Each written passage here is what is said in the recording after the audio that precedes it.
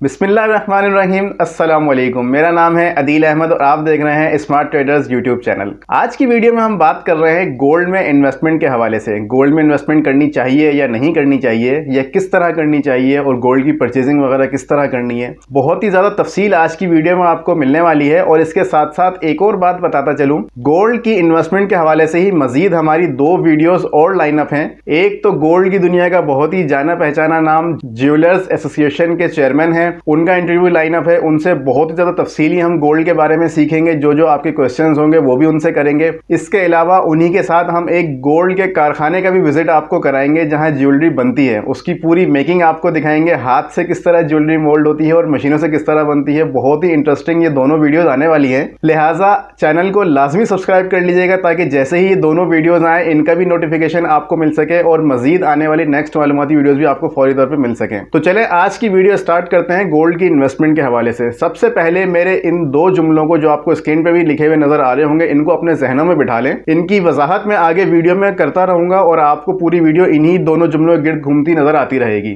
सबसे पहला जुमला है कि गोल्ड इन्वेस्टमेंट नहीं है, सेविंग है। अब इन्वेस्टमेंट और सेविंग में क्या फर्क है, ये मैं आपको जिस तरह आगे बताता रहूंगा तो आपको पूरी वजाहत इसकी मिलती रहेगी। और दूसरी चीज है कि गोल्ड की प्राइस बढ़ती है, उसकी वैल्यू नहीं बढ़ती। बस इन दोनों जुमलों को अपने जहन में रखें और आगे मजीद वीडियो देखते रहें।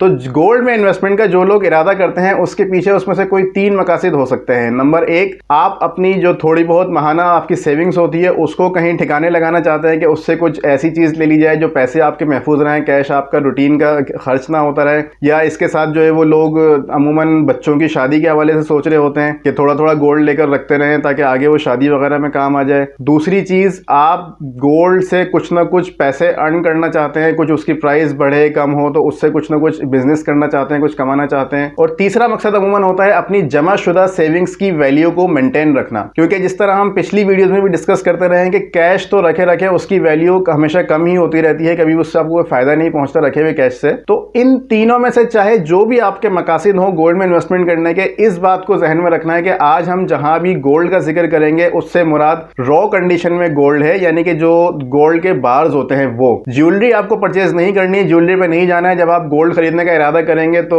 मुख्तलिफ लोगों की तरफ से आपको ये एडवाइस भी मिलेगी, जब गोल्ड ही लेना है तो ज्वेलरी की कंडीशन में ले लें, वो यूज भी होता रहेगा और उससे जो आपकी सेविंग हो जाएगी। ऐसा आपको हरगिज नहीं करना है। ज्वेलरी सिर्फ उसी सूरत में लें जब आपको उसे ज्वेलरी के तौर पे ही इस्तेमाल करना है। अगर आपकी नीयत सेविंग्स की है तो ज्वेलरी को बिल्कुल परचेज नहीं करना है। उसे जब भी खरीदने जाएंगे, बेचने जाएंगे, बहुत ज़्यादा उसके अंदर आपको नुकसान होगा, क्योंकि अमूमन सभी को पता है कि जब भी आप ज्वेलरी सेल करने जाते हैं उस पर अच्छे खासे अमाउंट की डिडक्शन होती है। तो यहाँ हम रॉ गोल्ड की बात कर रहे हैं जो बार्स की सूरत में आपको किसी भी ज्वेलर से मिल सकता है। अच्छा, कुछ लोग बिस्किट्स, जो पैकिंग के अंदर बिस्किट्स आते हैं बड़े बड़े ब्रांड्स है, उसको भी प्रेफर करते हैं, लेकिन मैं उसको प्रेफर नहीं करता। मैं मतलब जितने बड़े ब्रांड पे आप जाएंगे उतने ज़्यादा वहाँ पे डिडक्शंस वगैरह होती हैं। बिस्किट खरीदने में भी होता यह है कि जब आप गोल्ड का बिस्किट खरीदने जाते हैं तो उस पर जो गोल्ड का करंट रेट चल रहा होता है उसमें से कुछ 1000, 1500, 2000 रुपए उसमें कटौती की जाती है मेकिंग के नाम पे और सर्टिफिकेट के नाम पे, क्योंकि उसका वो आपको एक सर्टिफिकेट बना के देते हैं और उस सर्टिफिकेट के भी पैसे आपसे चार्ज करते हैं। और जब आप दोबारा उसको सेल करने के लिए जाएंगे तो उस टाइम भी कुछ ना कुछ डिडक्शन उसमें से भी होनी ही है। तो आपको गोल्ड खरीदते वक्त करना यह है कि अपने किसी भी भरोसे के ज्वेलर से, उससे जो एक रॉ कंडीशन में उनके पास गोल्ड के सिक्के होते हैं, वो सिक्का कहलाता है 24 कैरेट, वो उनसे परचेज करना है। अगर आपको ट्रस्ट का इशू है तो अमूमन जहां भी 10-12 ज्वेलर्स की दुकानें होती हैं वहां एक ना एक लेबोरेटरी जरूर होती है, जिससे लेबोरेटरी टेस्ट की रिपोर्ट गोल्ड की आ जाती है। 24 कैरेट उसकी ऑथेंटिसिटी आपको पता चल जाती है। बहुत ज्यादा महंगा टेस्ट नहीं होता, मुश्किल से 100-150 रुपए का टेस्ट होता है। तो अगर आपको ऑथेंटिसिटी का मसला है तो आप वो टेस्ट करा लें, लेकिन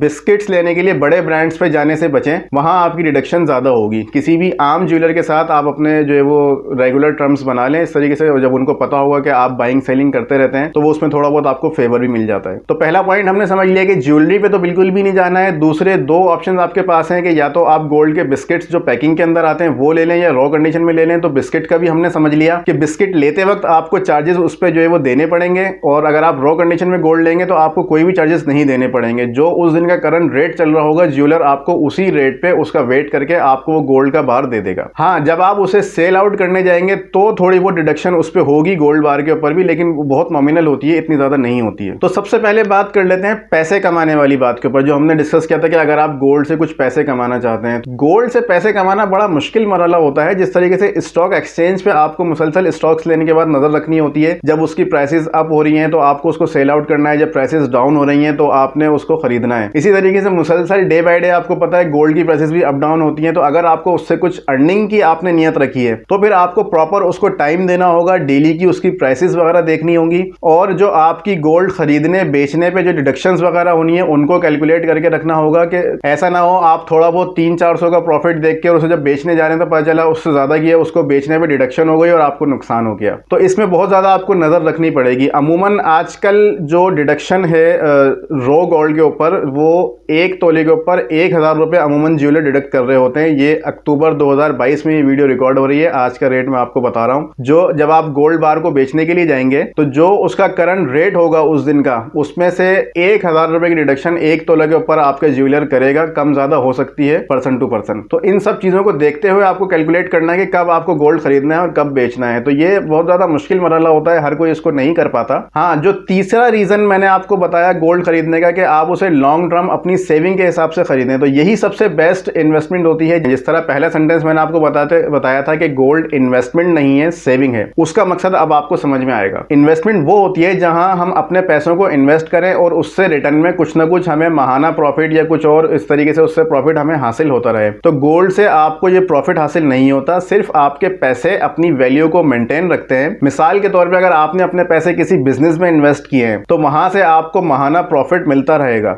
लेकिन गोल्ड की सूरत में ऐसा नहीं होगा। या आपने कोई अगर प्रॉपर्टी परचेज करी है, अगर वो बिल्टअप प्रॉपर्टी है तो वहां से कुछ ना कुछ आपको रेंट मिलता रहेगा, लेकिन गोल्ड की सूरत में वो आपको नहीं मिलना है। तो इसलिए ये कहा जाता है कि गोल्ड इन्वेस्टमेंट नहीं है बल्कि सेविंग है। इसको और बेहतर तरीके से समझने के लिए अब हम अपने दूसरे सेंटेंस को डिस्कस करते हैं, जो हमने कहा था कि गोल्ड की प्राइस बढ़ती है, वैल्यू नहीं बढ़ती। इसको समझाने के लिए अमूमन इकोनॉमिक्स की किताबों में गाय की मिसाल इसके साथ दी जाती है। तो उसी मिसाल से मैं आपको समझाता हूं कि फर्ज करें आज से 10 साल पहले अगर गोल्ड की कीमत 50,000 रुपए तोला थी, ये सिर्फ मैं एक एग्जाम्पल दे रहा हूं, कीमत इससे डिफरेंट हो सकती है। अब फर्ज करें कि आज से 10 साल पहले अगर गोल्ड की कीमत 50,000 रुपए तोला थी और उस वक्त 1 तोला गोल्ड के अगेंस्ट आप एक गाय खरीद सकते थे, तो आज अगर गोल्ड की कीमत 1.5 लाख रुपए तोला है तो आज भी उस 1 तोला के अगेंस्ट आप एक गाय खरीद सकते हैं। ये एग्जांपल सिर्फ समझाने के लिए है। अभी क्योंकि रिसेंटली बकरा ईद गुजरी तो आपने जानवरों के प्राइसेस देखे होंगे कि आज से 10 साल पहले 50,000 रुपए में जो एक सेहतमंद जानवर आप खरीद सकते थे, आज वो तकरीबन 1.5 लाख के करीब ही था। तो इजीली इस मिसाल से इस बात को समझा जा सकता है। तो ऐसा नहीं होगा कि अगर 10 साल पहले आप 1 तोला सोने से एक गाय खरीद सकते थे तो आज आप 1 तोला से 2 गाय खरीद लेंगे। नहीं, उसने उसकी अपनी वैल्यू को मेंटेन रखा, प्राइस जरूर बढ़ी। 10 साल पहले गोल्ड 50,000 रुपए तोला था, आज 1.5 लाख रुपए तोला है, तो प्राइस बढ़ी लेकिन उसकी वैल्यू वही रही, यानी उस गोल्ड के बदले में आप जो चीज खरीद सकते थे आज भी उसी चीज को खरीद सकते हैं। तो गोल्ड ने अपनी वैल्यू को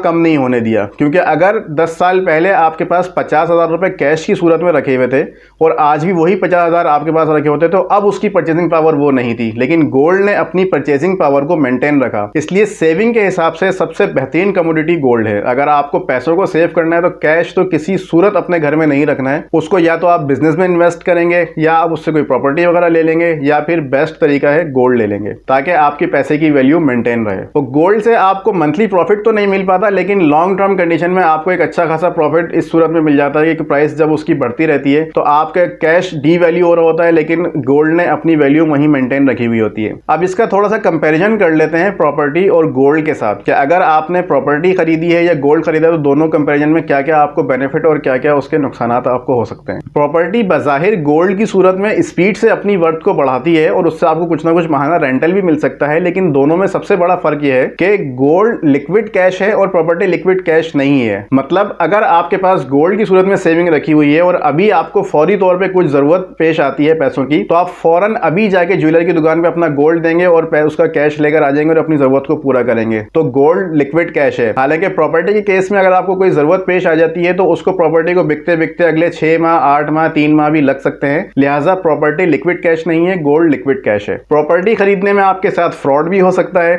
आपने कोई प्रॉपर्टी ली, कल को पता चला उसको कोई दूसरा ओनर निकला है, जबकि गोल्ड की सूरत में ऐसा नहीं है। आपका जो गोल्ड है वो आपकी ही जेब में रखा हुआ है। सिर्फ आपने अगर उसका लेते वक्त लैब टेस्ट भी करा लिया है तो आप मुतमईन है कि आपका गोल्ड में कोई आपके साथ फ्रॉड नहीं हुआ, गोल्ड आपका महफूज है। प्रॉपर्टी खरीदने के बाद भी उस पर कब्जा हो सकता है, जबकि आपके गोल्ड पे कोई कब्जा तो नहीं कर लेगा आके। हाँ, उसके चोरी होने छिन जाने के खुदा न खास्ता चांसेस होते हैं, लेकिन आपकी प्रॉपर्टी इस सूरत महफूज होती है कि प्रॉपर्टी कोई उठा के तो नहीं ले जाएगा, लेकिन प्रॉपर्टी में बहरहाल कब्जा होने का खतरा मौजूद होता है जो कि गोल्ड की सूरत में नहीं है। आपका गोल्ड आपकी हिफाजत में महफूज है। प्रॉपर्टी का आपको मेंटेनेंस रखनी पड़ती है, मुसलसल कुछ ना कुछ उस पर आपको अखराजात करते रहने पड़ेंगे। अगर 10 साल तक आपने अपनी प्रॉपर्टी पे कोई खर्चा नहीं किया तो आपका घर बिल्कुल खस्ता हालत हो जाएगा और आपकी प्रॉपर्टी डीवैल्यू हो जाएगी। जबकि गोल्ड की सूरत में ऐसा नहीं है, वो 10 साल तक भी जहां रखा रहेगा बिल्कुल उसी कंडीशन में रहेगा। गोल्ड पे ना तो जंग आता है ना उसकी कोई मेंटेनेंस होती है, तो इस सूरत में भी गोल्ड की सूरत में आप ज्यादा पुरसुकून रहेंगे। गोल्ड की सूरत में आपको एक और बेनिफिट यह है कि अगर मिसाल के तौर पे आपके पास एक 50 लाख रुपए की प्रॉपर्टी है और एक 50 लाख का गोल्ड है और आपको कुछ पैसों की जरूरत पेश आती है, तो अपनी प्रॉपर्टी में से आप एक कमरा उठा के तो फरोख्त नहीं कर सकते कि कुछ अपनी जरूरत पूरी कर लूं। हाँ, गोल्ड की सूरत में आपके पास ये बेनिफिट जरूर होगा कि आप उसमें से कुछ पोर्शन सेल आउट करके अपनी जरूरत पूरी कर सकते हैं। प्रॉपर्टी को या तो आपको गिरवी रखवाना पड़ेगा, फिर उस पर सूद के मामलात होंगे, मुश्किल मरहला होता है। गोल्ड की सूरत में ऐसा नहीं है, आप अपना गोल्ड सेल करेंगे, कल को जब पैसे वापस आ जाएंगे तो आप दोबारा से गोल्ड खरीद के उसके साथ रख देंगे। प्रॉपर्टी की सूरत में आप ये नहीं कर सकते। हाँ, अपनी प्रॉपर्टी का कुछ पोर्शन अगर आपने सेल आउट कर भी दिया, आजकल पोर्शन सेल आउट होते हैं, तो उसके बाद वो दोबारा कभी भी आपको नहीं मिलेगा। गोल्ड की सूरत में आज आपने 1 तोला सोना बेच के अपनी जरूरत पूरी कर ली तो कल 1 तोला दोबारा खरीद के उसमें रख देंगे, वो वहीं के वहीं आपकी सेविंग बराबर आ जाएगी।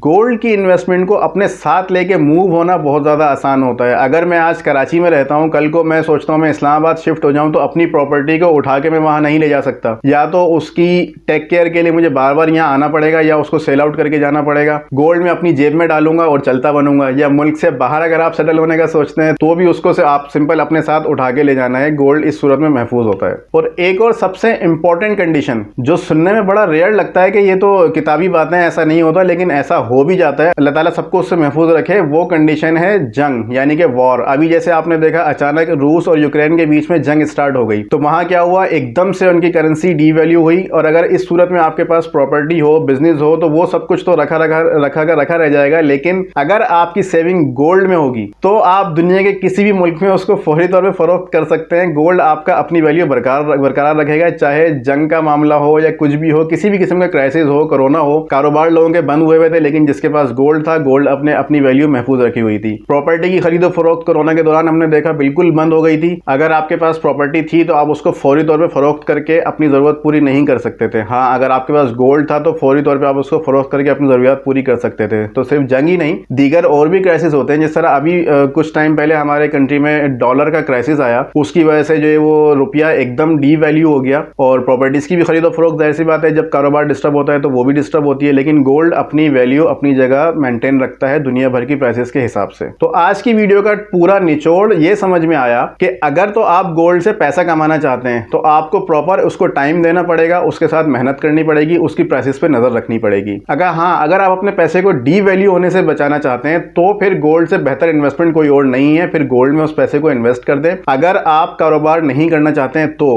पहली प्रायोरिटी हमेशा कारोबार को रखें। अपनी जो बची कुछ जमा पूंजी, अगर आप कुछ बिजनेस कर सकते हैं उसमें इन्वेस्ट करें। क्योंकि देखें, कारोबार करने से आप प्रॉफिट तो अर्न करेंगे ही, लेकिन उससे आप दूसरों के लिए मददगार साबित होंगे, आप दूसरों के लिए रोजगार साबित करेंगे, आप अपने मुल्क के जीडीपी में हेल्प करेंगे, आप उससे टैक्सेस जनरेट करेंगे, तो आपके मुल्क का भी आपके ऊपर कुछ हक बनता है जो आप उससे अदा करते रहेंगे। तो पहली प्रायोरिटी बिजनेस होनी चाहिए। लेकिन अगर आप बिजनेस में इन्वेस्ट नहीं करना चाहते, आपको उसके लॉस वगैरह से जो है वो डर है, तो फिर सेविंग के हिसाब से प्रॉपर्टी के मुकाबले में भी मैं समझता हूं कि आप सबसे ज्यादा महफूज इन्वेस्टमेंट गोल्ड है। फिर आप गोल्ड को ही परचेज करें, लेकिन रॉ कंडीशन में, जिस तरह मैंने बताया, ना ज्वेलरी की सूरत में ना बिस्किट्स की सूरत में, रॉ कंडीशन में गोल्ड परचेज करें। तो आज की वीडियो को यहीं कंक्लूड करते हैं। लेकिन जैसा कि मैंने आपको बताया कि 2 बड़ी इंटरेस्टिंग वीडियोस इस टॉपिक पे आने वाली हैं। बहुत तफसीली गुफ्तगू करेंगे हम गोल्ड के हवाले से। 24 कैरेट क्या होता है, 22 कैरेट क्या होता है, और दीगर गोल्ड से हवाले से अगर आपके कोई सवालात हो तो कमेंट सेक्शन में लाजमी उनको लिख दीजिएगा। नेक्स्ट जो आने वाला इंटरव्यू है उसमें हम जो ज्वेलर एसोसिएशन के जो चेयरमैन साहब हैं उनसे आपके सवालात भी करेंगे। और इसके अलावा आपको जो हमने ज्वेलरी मेकिंग वाली वीडियो के बारे में बताया वो भी आपको जरूर देखनी है, बहुत ज्यादा इंफॉर्मेशन मिलेगी। तो चैनल को अगर अभी तक सब्सक्राइब नहीं किया था तो सब्सक्राइब कर लें। आज की वीडियो अगर पसंद आई है तो इसको लाइक कीजिएगा, अपने दोस्त अहबाब के साथ शेयर जरूर कीजिएगा। फिर मिलेंगे किसी नेक्स्ट वीडियो में, तब तक के लिए अल्लाह निगहबान।